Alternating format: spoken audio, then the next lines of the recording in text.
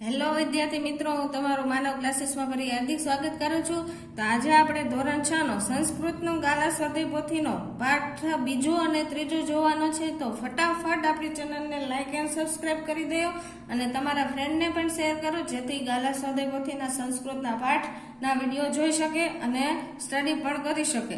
તો ચાલો, પાઠ બીજાનું નામ છે આકાશઃ પતતિ, એટલે કે એનું ગુજરાતી શું થાય છે? આકાશ પડે છે. પછી છે એના વિકલ્પ નીચે, તો કે સસલું ક્યાં રહે છે? તો કે જંગલમાં. સસલું શેનાથી ભયભીત થાય છે? તો કે પાંદડું પડવાથી. સસલું શા માટે દોડે છે? તો કે પાંદડું પડવાથી ડરી જાય છે તે માટે. સસલું શિયાળાને શું કહે છે? આકાશ પડે છે એટલે દોડો. પાંચમા વિકલ્પમાં છે સસલું વાંદરાને શું કહે છે? તો કે આકાશ પડે છે એટલે દોડો. ભયભીત સસલાની પાછળ કોણ દોડે છે? તો કે શિયાળ અને વાંદરો. સસકઃ કુત્ર નિવસતિ? તો કે વનમ. પછી કહ ધાવતી? તો કે સસકઃ. વૃક્ષતમ કી પતતિ? તો કે પર્ણમ. સસકઃ શયનમ કરોતિ? વાક્યનું ગુજરાતી કરો. તો કે સસલું સૂવે છે. હવે નીચે તમને ખાલી જગ્યા આપેલી છે અને કાઉન્સ પણ આપેલા છે, તમને પરીક્ષામાં પણ આપેલા હોય જ છે, જેથી વિદ્યાર્થીઓને સરળતા રહે છે ખાલી જગ્યા માટે અને બાકી પણ ફટાફટ થઈ જાય છે. તો પહેલી ખાલી જગ્યા છે વને એકઃ ખાલી જગ્યા નિવસતિ? તો કે સસકઃ. સસકઃ ખાલી જગ્યા ભવતિ? તો કે ભીતઃ. શૃગાલઃ ખાલી જગ્યા આ ગચ્છતિ? સસકઃ ખાલી જગ્યા ન વદતિ? તો કે કિંપી. સિંહ ખાલી જગ્યા? તો કે હસતિ. હવે નીચલી ખાલી જગ્યા છે પાઠ 3 ની પ્રશ્ન નંબર 3. પાઠને આધારે યોગ્ય શબ્દો વડે ખાલી જગ્યા પૂરો. તેમાં પહેલી છે ખાલી જગ્યા પતતિ? તો કે પર્ણ. શૃગાલઃ ખાલી જગ્યા? તો કે આ ગચ્છતિ. ખાલી જગ્યા ધાવતુ? આકાશઃ ખાલી જગ્યા શૃગાલ ભ્રાતઃ અને આકાશઃ પતતિ. પછી સિંહ વદતિ? આકાશઃ ખાલી જગ્યા વા? તો કે પતતિ. ખાલી જગ્યા પતતિ? તો કે કુત્ર. સસકઃ વૃક્ષ સમીપમ ખાલી જગ્યા? તો કે આ ગચ્છતિ. નીચે તમને જોડકું આપેલું છે પ્રશ્ન નંબર 4 માં. સસકઃ એટલે શયનમ કરોતિ આવશે. વાનર ભ્રાતઃ એટલે ધાવતું.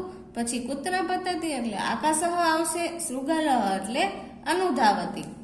હવે નીચે પ્રશ્ન નંબર 5 માં છે ગુજરાતીના પ્રશ્ન જવાબ આપવાના છે. તો આપણે જોઈએ, પેલું સસલું ક્યાં રહેતું હતું? તો કે સસલું જંગલમાં રહેતું હતું. સસલું શા માટે ભયભીત થઈ જાય છે?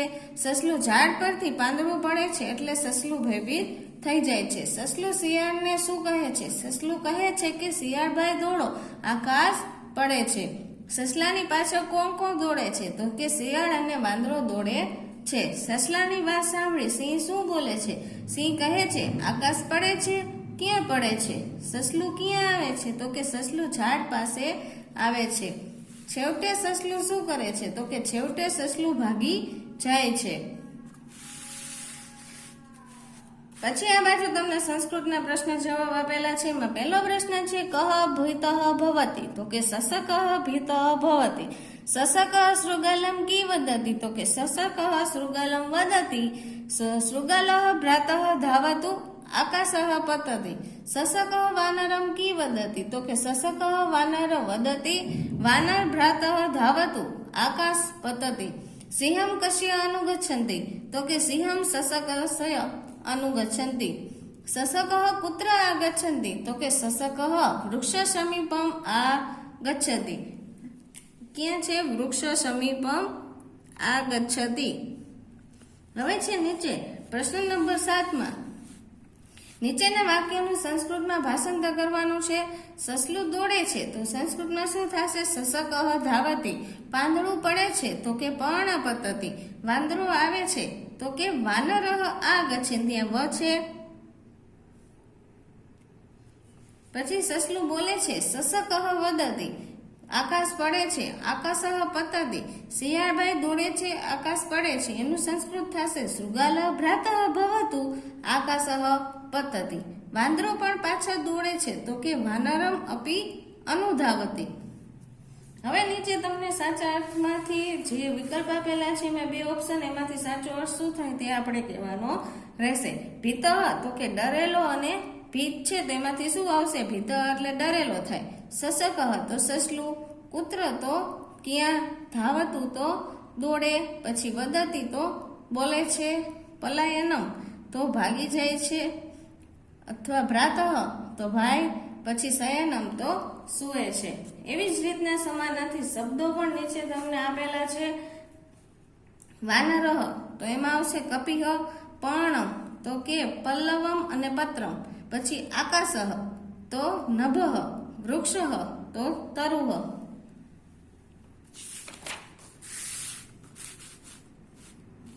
પછી છે સિંહ તો શું આવશે? મૃગરાજઃ, વદતી તો કથયતી, વનમ તો અરણ્યમ, સમીપમ તો સકાશમ. પછી છે ભાષાંતર, સસઃ વદતી તો સસલું બોલે છે, પછી વાનર ભ્રાતઃ ધાવતું આકાશઃ પતતી તો વાંદરાભાઈ દોડે અને આકાશ પડે છે. પછી ભીતઃ સસકઃ ધાવતી એટલે ડરેલું સસલું દોડે છે. શૃગાલ અનુધાવંતી તેની પાછળ શિયાળ દોડે છે. વાનરઃ અપી અનુધાવંતી સિંહ આગચ્છન્તિ તો વાંદરો પણ દોડે છે અને સિંહ આવે છે. સસકઃ વૃક્ષ સમીપમ આગચ્છન્તિ તો કે સસલું ઝાડની પાસે આવે છે. સિંહ વદતી તો કે સિંહ બોલે છે. કુત્ર પતતી આકાશઃ તો કે ક્યાં પડે છે આકાશ. સસકઃ કિમપી ન વદતી તો કે સસલું કંઈ પણ બોલતું નથી. સિંહ હસતી સસકઃ પલાયનમ કરોતી સિંહ હસે છે, સસલું ભાગી જાય છે. ચલો બીજો પાઠ અહીંયા પૂરો થાય છે. તો આપણે પાઠ 3 નું સોલ્યુશન હવે જોશું. પાઠ 3 નું નામ છે લેખનમ એટલે કે લેખન કાર્ય. જે તમને કક્કાના અક્ષરો આપેલા છે તે તમારે નીચે જોઈ જોઈને એવું ને એવું લખવાનું છે.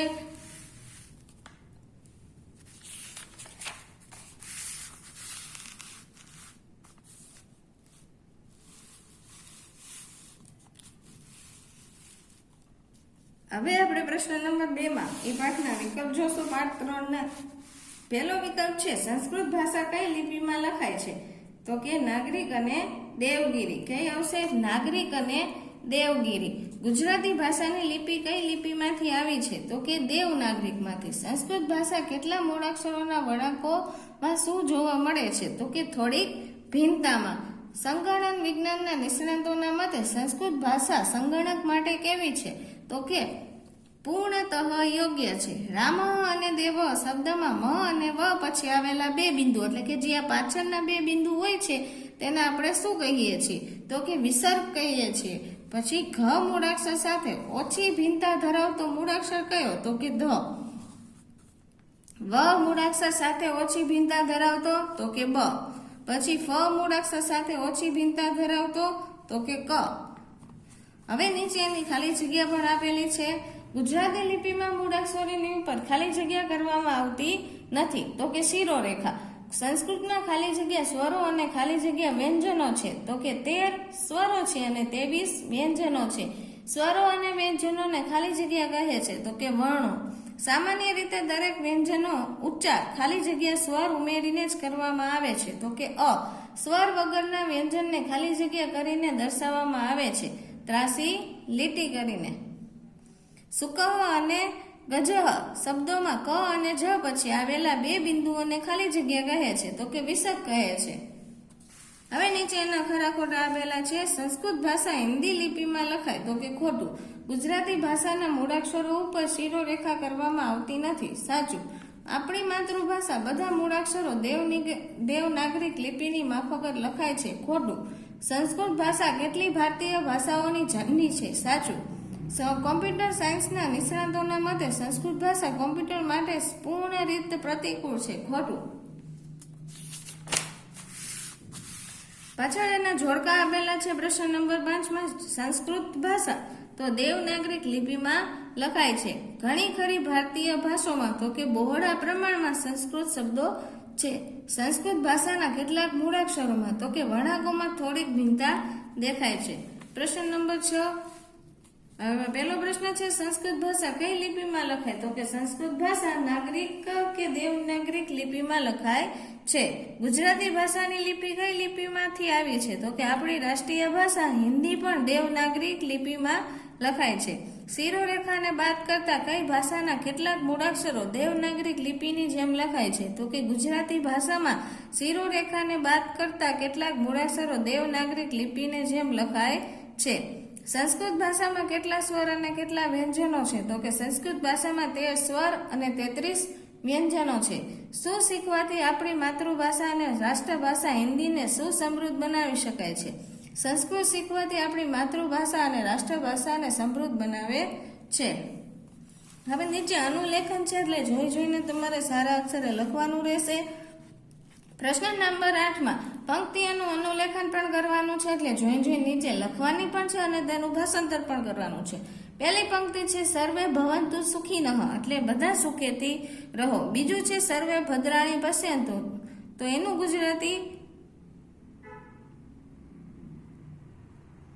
તમારે જાતે કરવાનું રહેશે. તમે કરી શકો છો પાઠ્યપુસ્તકમાંથી. પછી છે ત્રીજું એમાં શારદેય નમઃ તો કે સરસ્વતીને નમન હો. વીણા પુસ્તક ધારણી તો કે વીણા અને પુસ્તકોને ધારણ કરનારી. પ્રશંસા ભવ સર્વદા તો કે હંમેશા ખુશ રહો. એમાં પ્રશ્ન નંબર 9 છે એકમ વનમ અસ્તિ તો કે એક જંગલ હતું. સસક ભીત ભવતી તો કે સસલું ડરતું હતું. શૃગાલ અનુધાવતી શિયાળ પણ સાથે દોડે છે. સસક વૃક્ષ સમીપમાં ગચ્છતિ સસલું વૃક્ષની નજીક આવે છે. સસક પલાયનમ કરોતિ તો સસલું ભાગી જાય છે. આ રીતે ભાષાંતર કરવાનું રહેશે.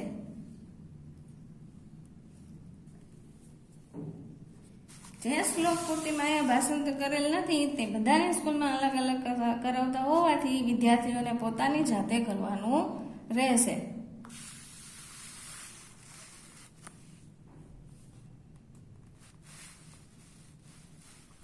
ચાલો અહીંયા પાઠ ત્રીજો પણ પૂરો થાય છે. તો આપણી ચેનલને લાઈક એન્ડ સબસ્ક્રાઇબ કરવાનું ભૂલતા નહીં અને તમારા ફ્રેન્ડને પણ શેર કરો તેથી ગાલા સ્વાધ્યાય પોથી ધોરણ 6 ના વિડીયો એ પણ જોઈ શકે અને સ્ટડી કરી શકે.